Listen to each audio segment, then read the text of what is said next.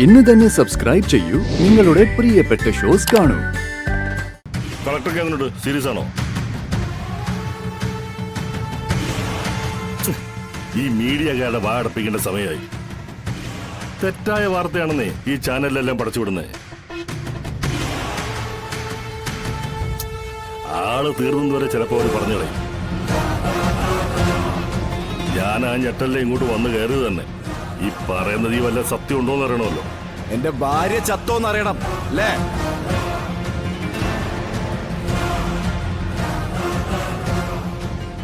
ഇതാ കണ്ടില്ലേ, വിഷ്ണുവും തെറ്റിദ്ധരിച്ചു. അതുകൊണ്ട് എനിക്ക് അല്ലേലും വലിയ കഷ്ടകാലോ ഈ നാവ് കൊണ്ടേ ഒരുപാട് വഴികൾ കേൾക്കുന്ന വാരഫലത്തിലുള്ളത്. ഇതൊരു ഹോസ്പിറ്റലായി പോയി, അല്ലെങ്കിൽ ഇതിനുള്ള മറുപടി ഞാൻ തന്നേനെ. എടാ കുരുപ്പേ, നിന്റെ ഭാര്യ അത്യാസന്ന നിലയിലായി പോയത് കൊണ്ട് കൊള്ളാം. ഇല്ലെങ്കിൽ നിന്റെ നാവാട്ടത്തിനുള്ള പണിയൊക്കെ ഇപ്പോഴും എന്റെ ഉണ്ടാ. ഇതേ ഓൾഡ് സ്റ്റോക്ക് അല്ല, ന്യൂ സ്റ്റോക്കാ. അതുകൊണ്ട് അധികം കിടന്ന് നീ നികളിക്കണ്ട. ചന്ദ്രബോസ്, വീട്ടിൽ വിട്ട് നിൽക്കാൻ ഞാൻ. എന്റെ കൺമുന്നിൽ ഇപ്പോഴുള്ളത് ശാല്യകുത്തിയുടെ ചിത്രം മാത്രമാ.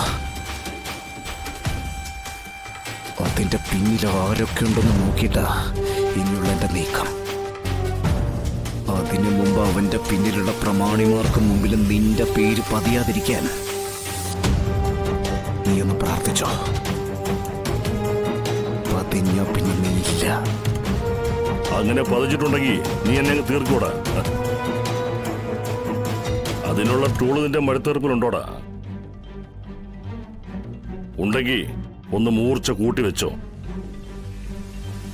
നിന്റെ തിരക്കിട്ട തിരച്ചിലിനിടയിൽ എവിടെയെങ്കിലും വെച്ച് നമുക്ക് കണ്ടുമുട്ടാം.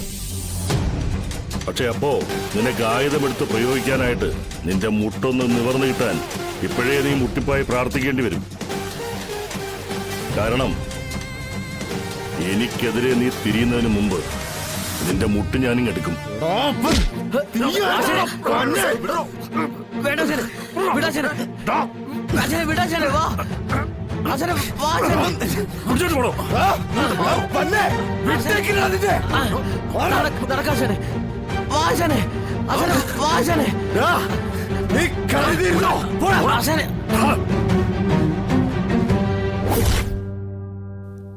Sorry sir.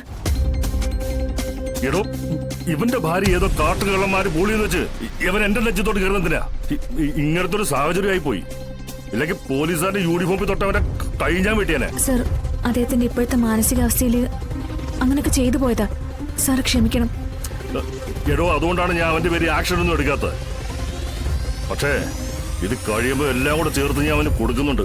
സർ, പക്ഷേ ഇവിടുത്തെ ലോക്കൽ പോലീസ് ഞങ്ങൾക്കൊരു സഹായം ചെയ്തു തന്നിട്ടില്ല. കളക്ടർക്ക് ഇങ്ങനെ ഒരു അപകടം ഉണ്ടായെന്ന് അറിഞ്ഞിട്ട് കൂടി അവര് വന്നത് അല്പം മുൻപാ. അക്കാര്യം ഞാൻ അന്വേഷിക്കാം. പോലീസിന്റെ ഭാഗത്തുനിന്ന് അങ്ങോട്ട് വീഴ്ച ഉണ്ടായിട്ടുണ്ടെങ്കിൽ തീർച്ചയായിട്ടും അതിന് നടപടി എടുത്തിരിക്കും.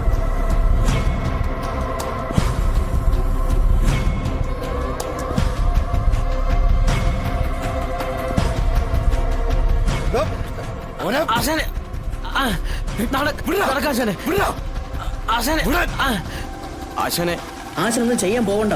നമ്മളും കൂടെ അകത്തായ ഏട്ടത്തേമ്മയുടെ കാര്യം കഷ്ടത്തിലാവും.